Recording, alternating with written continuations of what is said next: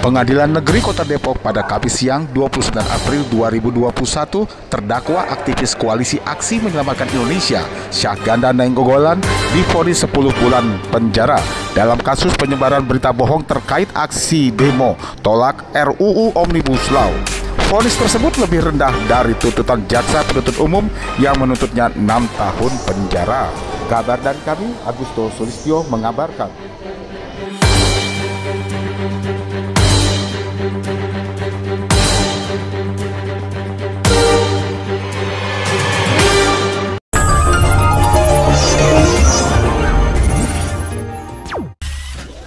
Bagaimana bisa dijelaskan? Sidang putusan itu ya sebenarnya kami senang ya, tapi nggak senang-senang amat ya. Karena prediksi kami adalah bebas ya kan?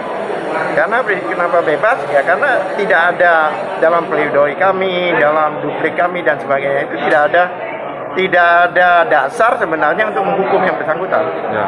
Tapi hakim bisa kami katakan sangat berani dalam melakukan satu sikap yang tidak di luar tuntutan. Ya. Tuntutannya kan 14 ayat 1, tapi dia putuskan pasal 15. Ya. Pasal 15 itu adalah suatu berita yang tidak lengkap, bukan bohong, tapi tidak lengkap ya. Menurut hakim. Sehingga masuk di pasal 15.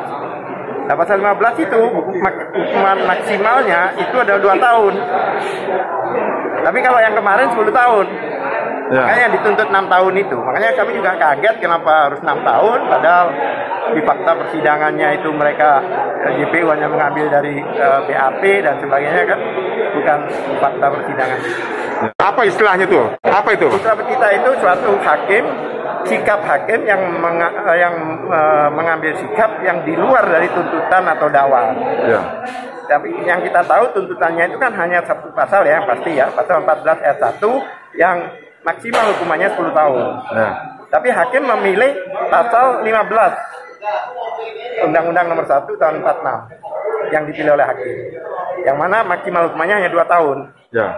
Oleh sebab itu dia putuskan 10 bulan. Ya. Karena apa? Di situ potensi keributannya potensi semua. Jadi tidak ada fakta keributan atau apa? Keonaran tidak ada. Ya.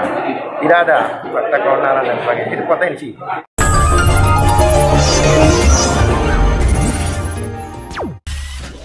Artinya dengan 10 bulan apakah terdakwa bisa bebas kembali bersama keluarga atau bagaimana? Begini, kalau seandainya JPU tidak banding, ya ingkrah. Saya pikir bukan ingkrah, artinya sesuai dengan karena beliau sudah dihukum mungkin 2/3 ya. Sudah 2/3 ya otomatis bebas. Ya.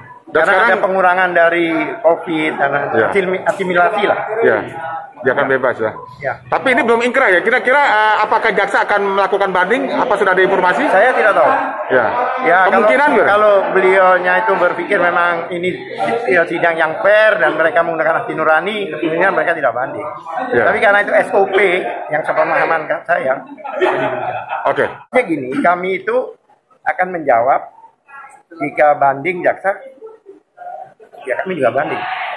Biasanya sampai kapan tuh batas? 1 minggu. 1 minggu ya? Ya. Jadi 1 minggu kita masih menunggu ya? Kamis depan. Kamis depan kita masih menunggu. Ini tadi tidak ada informasi sidang lagi? Nggak ada, selesai. Oke, siap. Masalah mudah. Ya.